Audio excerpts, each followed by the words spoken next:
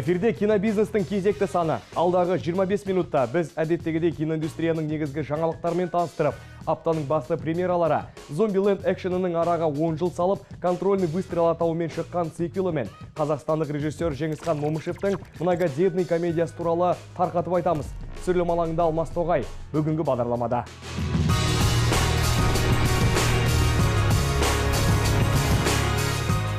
Смартфонға тәуелділіктен арылу туралы ойландыратын Окей Лекси комедиясы.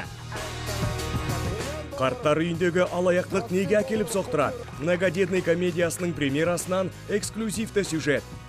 Жаңа Қазбат әскери драмасының тизері апта трейлерлер айдарында. Қазақ тілінде дубляждау ісінен жинаған тәжірибесімен Қазбат әскери драмасын таспалау барысындағы қиындықтар туралы театр және кино актері Дәурен Серғазин айтып берді.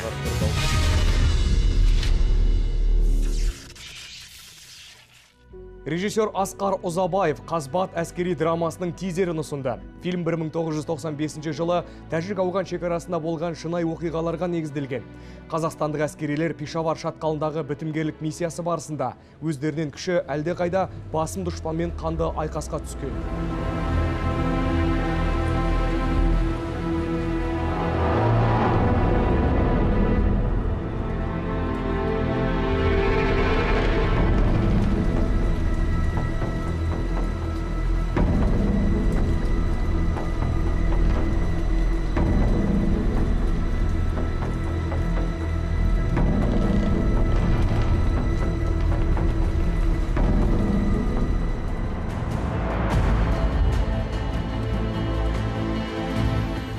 Фильм 1995 жылы Тәжік ауған шекарасында әскери борышын өтеген қазақ жауынгерлері жайлы.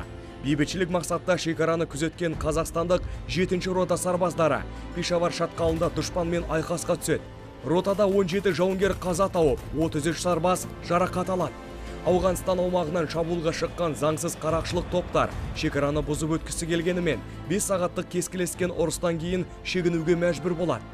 Бұл шайқас тәуелсіз Қазақстан қарулы күштерінің тарихындағы ең қаралы оқиғаның бірі ретінде қалды. Картинаны таспалау жұмыстарына сол жылдары шекарада соғысқан әскери кеңесшілер мен офицерлер атсалысқан. Басты кейіпкерлер 19-20 жас арасындағы 4 жігіт. Олар барша жауынгерлердің жинақталған образы. Оқиға кейіпкерлердің әскери борышын өтеуге аттанар сәтіне дейін басталады.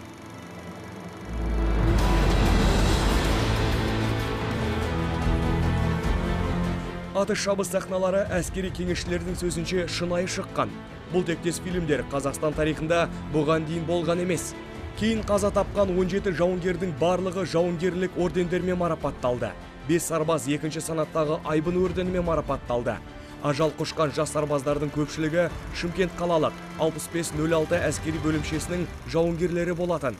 Басты рөлдерді Ринат Дошыбеков, Дәурен Серғазин, Халық Рахат, Диас Мырзахмет және Индира Шынболатқызы сомдайды. Қазбат атты фильмде басты рөлдердің бірін сомдаған Дәурен Серғазинмен болған сұхбатты сәлден кейін тамашалаңыздар. Послезавтра және День независимости фильмдердің режиссері Роланд Эммерихтің жаңа картинасының трейлері желіде жарияланды. Midway әскери экшені Пёрл-Харбор базасына жасалған шабуыл сынды Midway архипелагы үшін болған қақтығыс туралы шынайы оқиғаға негізделген. Есть один парень. Он думал, что не справится. Я решил, что это просто нервы. И взял его под свое крыло. Он как будто чувствовал.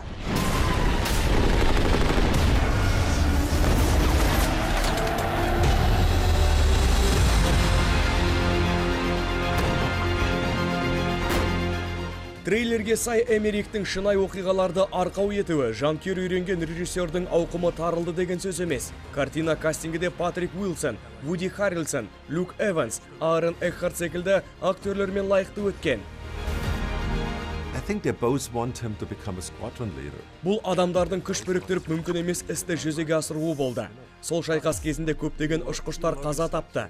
Мен Midway шайқасы жайлы фильмді таспалау арқылы сол қаһармандарға ескерткіш орнатқым келеді. Пара десятков самолетов против всего японского флота. Это нечестный бой. Режиссер жеке тұлғаның оқиғасы желісімен жалпы сол соғысқа деген көзқарасын танытқан. Ол кейіпкер атақты бомбалаушы экипаждың мүшесі Дик Бест. Бұл жігітті Мидуэй оқиғасының жаңа есімі деп атайды. Ол экипажымен жапондық авиакемеге 90 градустық қиыспен шабуылға шығып, 4000 метрлік биіктіктен оқты қарша боратады. Режиссер Мидуэй оқиғасына фильм таспалауды 20 жылдан бері жоспарлаған екен.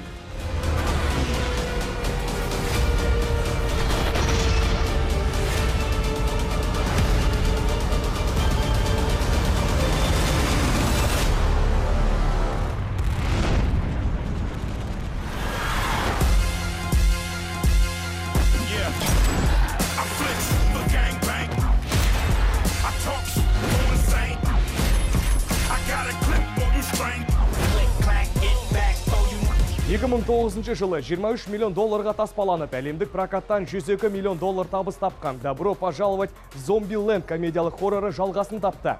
Зомби комедияның сиквелі бірінші бөлімде бой көрсеткен толық актерлік құраммен түпнұсқасының қойшы режиссері Рубин Флейшердің жетекшілігімен түсірілген. О боги. ¿Qué pasa, мэ? Прости, но ты в этом кресле... Из меня вышел бы отличный президент. Ты бы вернул стране былое величие. Я к твоим услугам, Америка. «Добро пожаловать в Зомбиленд» фильмі осынша танымал болады деп ешкім ойламаған. Прокатқа түскен сәттен фильм зомби-медиа жанрының тұсауын кесіп, өлілер әлемі туралы қан мен зомбылықтан тұратын қалыпты картиналардан оқ бойы озық шықты. Бұл лента үрейлі сюжет пен әзілдің әдемі үйлесім тапқан туындысы болды. Моя сестра пропала. Она познакомилась с парнем, он из Беркли. Беркли? Я ничего не имею против, но они вконец заигрались. Мы ее вернем.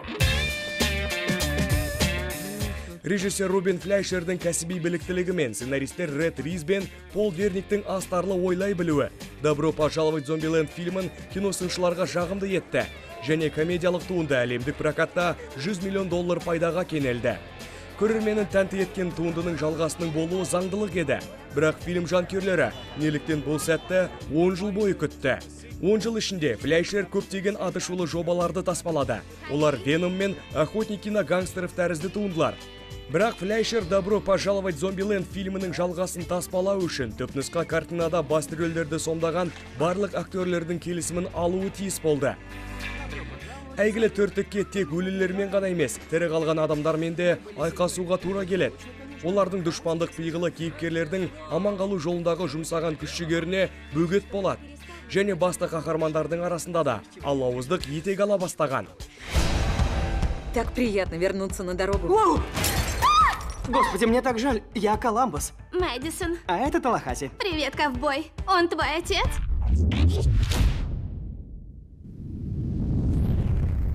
Әке мен бала, аға буын өкілдеріне деген құрмет, отбасылық құндылықтар. Режиссер Жеңісхан Момышев пен сценарист Әлішер Утевтің «Многодетный» атты жаңа комедиясы осы тақырыптарды қозғайды. Кинобизнес бағдарламасының түсірілім тобы аталмыш картинаның Алматыда өткен премьерасына қатысып қайтқан болатын. Я не могу подписать документы о сносе. Они же старики, им же некуда идти. Эти деньги за то, чтобы ты уволился. Будешь директором теперь. Дорогие опашки и аташки, грядут изменения. Отныне только правильное питание и суши!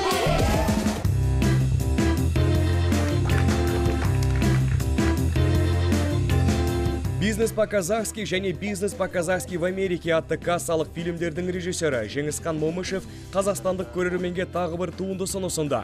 Ол «Многодетный» атты лирикалық жанрдағы фильмін таспалап бітірді.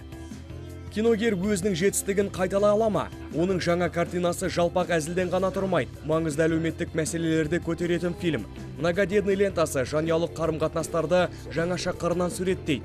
Қарттық жайлы картина көрерменге үлкен ой салады дейді режиссер. Это дом престарелых, на самом деле, очень трогательная. Қарттар үйі тақырыбы жан тебірентеді. Қазіргі таңда көптеген адамдар туған әкесі мен шешесін, атасы мен апасын қарттар үйіне әкеп тастап жатыр. Мұндай нәрсе қазақтар арасында бұрын мүлде болмаған. Ал қазір керісінше.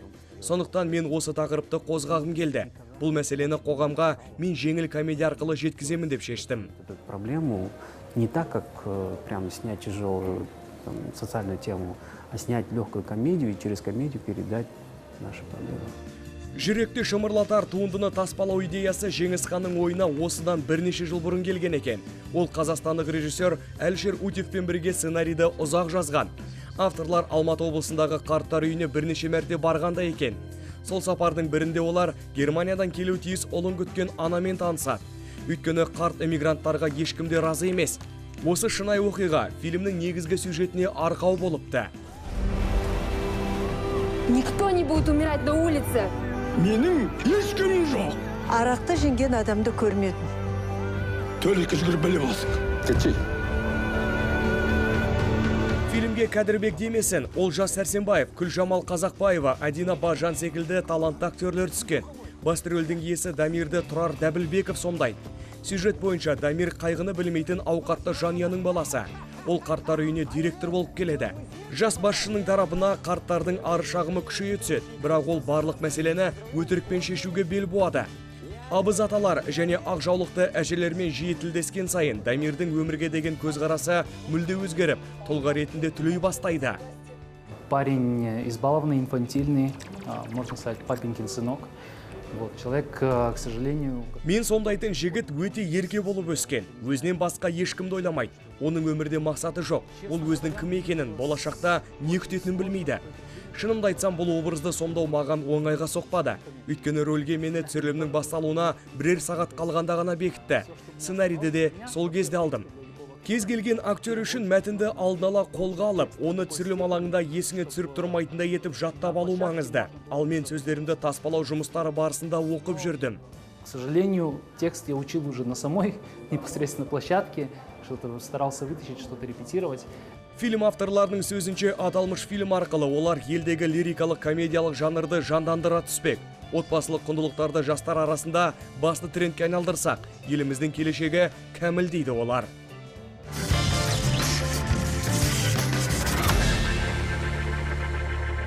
Осы аптаның тағы бір қызықты кинолентасы смартфонға тәуелділік туралы баяндайтын «Окей, Лекси» комедиясы болмақ. Фильм авторлары, режиссер-комедианттар Джон Лукас пен Скотт Мур бұл жанрмен жақсы таныс. Қос маман әлемдік хитке айналған «Мальчишник в Вегасе» фильмінің барлық бөлімдеріне сценарийді бірлесіп жазғанымен белгілі. Тың туынды қожайынын шынай өмірден қызғанатын Лекси атты дауыс көмекшісі туралы баяндайды. Привет, меня зовут Лекси. Прошу передать пароли всех ваших аккаунтов. 1, 2, 3, 4, 5, 6. Дебил. А? Чем могу быть полезна? Закажи пиццу. Тебе Фил не помешал бы салат. Ты не офигела, чудо техники? Комедияның басты кейіпкері Фил есімді жігіттің басты кемшілігі өз ұялы телефонына байланып қалуы. Кейіпкер ұялы телефонында Лекси атты дыбыс көмекшісін табады.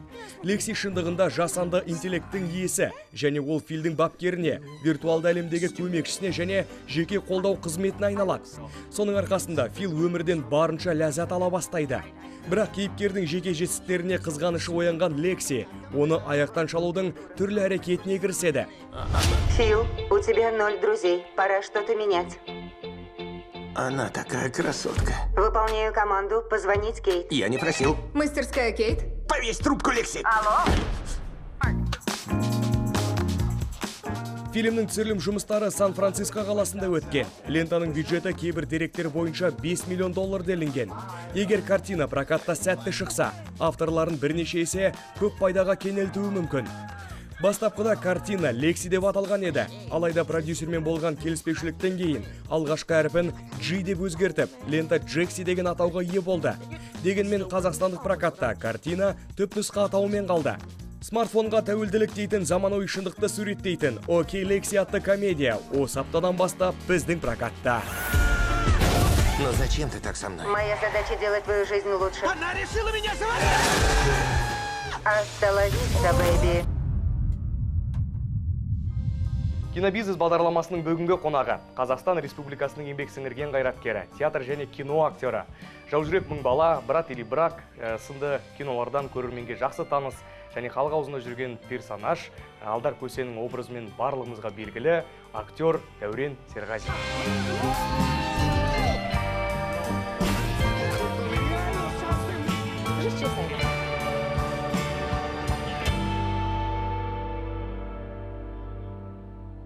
Жуырда үлкен экранға жол тартқалы отырған Қазбат әскери драмасы туралы әңгімелессек, осы жоба туралы да айта өтсеңіз, қалай келдіңіз, қаншалықты қиын болды? Енді бұл менің осы шығармашылық тәжірибемде ең қиын проект болды. Жалпы енді осы соңғы менің кином комедия болғаннан кейін, негізі комедия жанрында шақыртулар өте көп болды. Бірақ енді мен кішкене бұл жанрдан демалып, кішкене басқа жанрға түссем деген ой мазалап жүрген болатын. Енді қалжыңдап айтып жүрмін, болды, мен боевикке ғана түсем деп енді. Содан кейін осындай хабары келді, кастингке шақыртып алдым. Сөйтіп Алматыға барсақ, кастинг жүріп жатыр екен.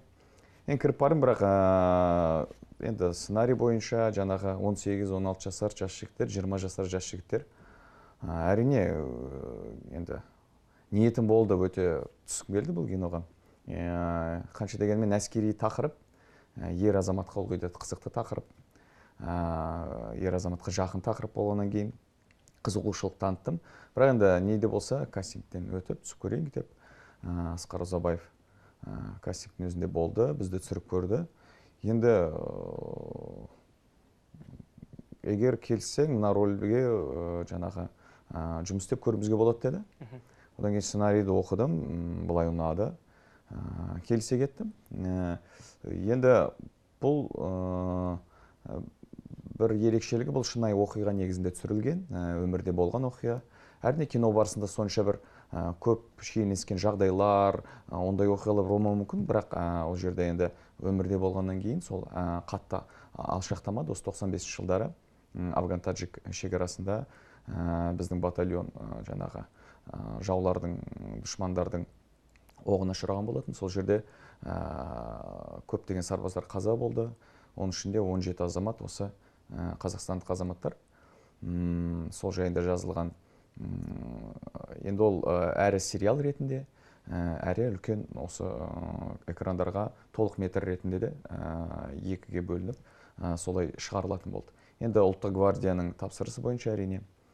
Содан кейін жазда осы бастап кеттік. Әрине алдын ала әскери бөлімге бардық, казармаға солдаттармен бірге кішкене сіңісу үшін, сол атмосфераны, солдаттың жүріс-тұрысын сезіну үшін біз 4 кейіпкер, басты кейіпкер, солдаттарға казармаларына барып, бірге кішкене тұрып, жүріп, солармен бірге тамақ ішіп.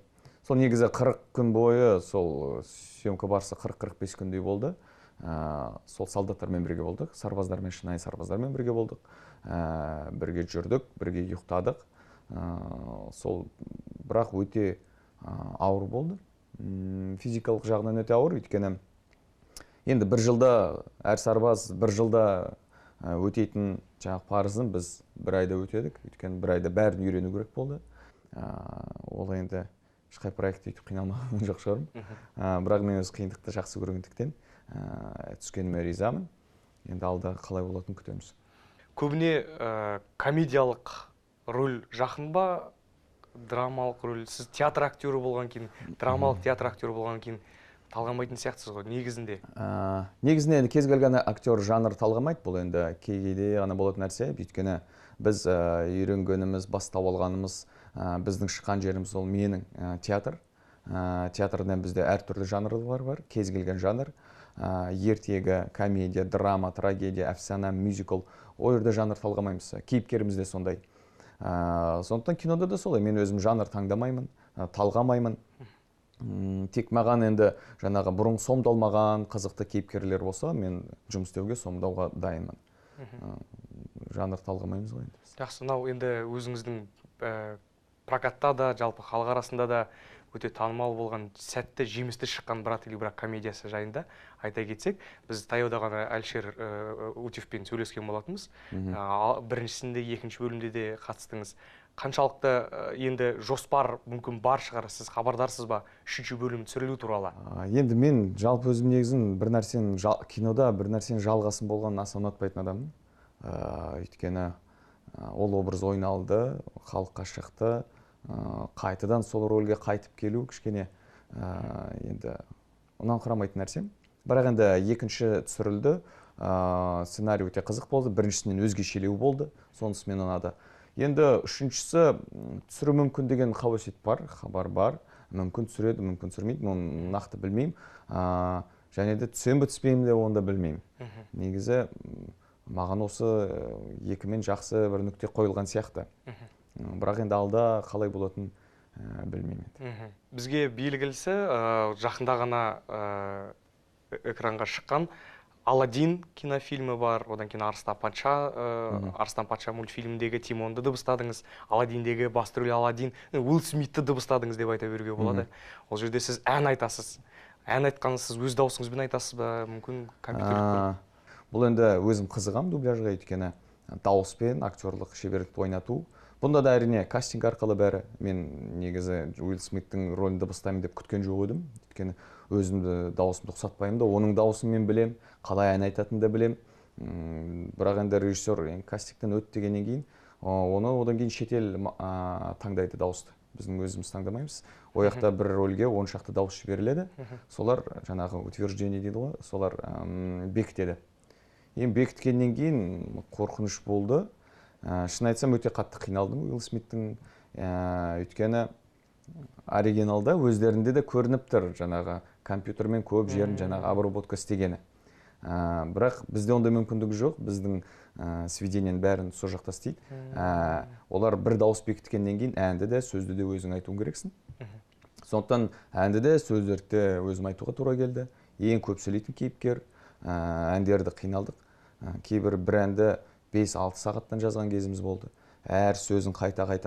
Мен сондағы әнші емес болғаннан кейін еді, онысынан бүкіл халық көреді, ертең теңестіреді. Сондықтан барымды салуға тырыстым, сол әндер түсіме кіріп. Ал енді Арыстан патша кішкене оңайырақ болды, ол кейіпкер. Бірақ Уилл Смитпен көп қиналдым. Енді сіз сахнада да ән айтасыз. Тікелей, былайша айтқанда, тікелей эфир қазір, ол жерде жаңа өзіңіз айтқандай, дауысты жасанды қылып келтіру мүмкін емес. Сахнада көрерменнің алдында дәл қазір өнер көрсету, дубляжда дауысыңызды жазып алып, өнеріңізді үлкен экрандардан дауысыңызды ғана көрсету, кинода экранның алдында өзіңіздің өнеріңізді көрсету, осы үш бағытты бір қатар алып жүру қаншалықты қиын бұндай деңгейге жету үшін? Актер деген ол пластилин. Әр адамның әрине табиғатына байланысты. Актер кез келген нәрсеге иіле білу керек. Дауысын икемдету білу керек. Мен егер өзімнің денемді, өзімнің дауысымды, өз санамды өзіме бағындыра алмасам, онда актер болу қиын. Өйткені әртүрлі кейіпкерге енесің. Оны өзіңді бағындырасың, жүрісіңді өзгертесің, дауысыңды құбылтасың. Ол әрине бізде академияда Темірбек Жүргенов атындағы өнер академиясын бітірдік. Сол жерде білікті ұстаздар 4 жыл бойы бізді үйретеді. Образ жасау, биден, әннен, соның бәрін жинап келіп, сен театрға келіп, ары қарай соны дамытасың, ары қарай еңбектің арқасында, жаңа оқып біріп көргеннің арқасында сен құбылтасың. Ол қиялға байланысты. Кез келген нәрсені сомдауға болады, дауысыңды икемдетуге болады. Қиын, кез келген өнер жол қиын. Бірақ қиындығымен соның ләззаты жақсы да, қиын болған нәрсенің алар ләззатын, қошеметін үлкен.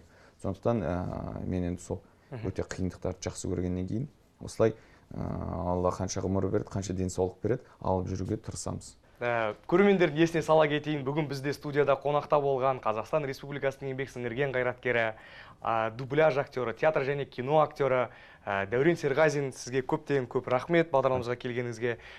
Зор мағынасы, мағынасы терең рөлдеріңіз көп болсын, ауқымды жобаларыңыз, халықаралық деңгейдегі жобаларыңыз көп болсын. Рахмет. Сіздермен болған киноиндустрия саласындағы өзекті жаңалықтардың жаршысы кинобизнес бағдарламасы. Ендігі эфирде біз классикалық кейіпкерлер Сара Коннор мен робот Т-800-дің Терминатор темные судьбы боевигіне қайта оралу туралы айтамыз. Картинаның таспалану кезі түпнұсқаның авторы Джеймс Кэмеронның жіті бақылауымен өткен. Бүгінге осы студияда келесі кездескенше.